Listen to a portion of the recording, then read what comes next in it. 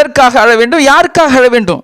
உலகத்தில் என்னை யாரும் மதிக்கவில்லை என்று அழுகிறோம், வீடு இல்லை என்று அழுகிறோம், வியாபாரம் சரியில்லையே என்று அழுகிறோம், மனிதர்கள் யாருமே என்னை மதிக்கவில்லையே என்று புலம்பிக் கொண்டு அழுகிறோம். ஆனால் அல்லாஹ்வுக்காக நாம் எப்போது அழுதோம்? நபி ஸல்லல்லாஹு அலைஹி வஸல்லம் அவர்கள் கூறினார்கள், அல்லாஹ்வின் பயத்தால் அழுத கண் நரகத்தில் நுழையாது என்றார்கள். இந்த கண்களை யார் படைத்தானோ அவனுக்காகத்தான் இந்த கண்ணீர் சிந்தப்பட வேண்டும்.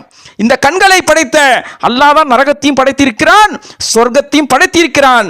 அவனை ஏற்றுக்கொள்ள, என்னை அவன் ஏற்றுக்கொள்ள வேண்டும் என்ற ஏக்கத்தில் அழ வேண்டும், அவனை சந்திக்க வேண்டும் என்ற ஆசையில் அழ வேண்டும், செய்த பாவங்களை நினைத்து அழ வேண்டும், கொடூரமான நரக வேதனை நினைத்து அழ வேண்டும். இப்படிப்பட்ட கண்ணீர் சாதாரண கண்ணீர் அல்ல, அது நரகத்தை தடுத்து அல்லாஹ்வின் கருணையால் சொர்க்கத்தை பெற்றுத்தரும் கண்ணீர். இன்றையிலிருந்து அல்லாஹ்விற்காக நாம் அழ வேண்டும். அஸ்ஸலாமு அலைக்கும் வரஹ்மத்துல்லாஹி வபரகாத்துஹு.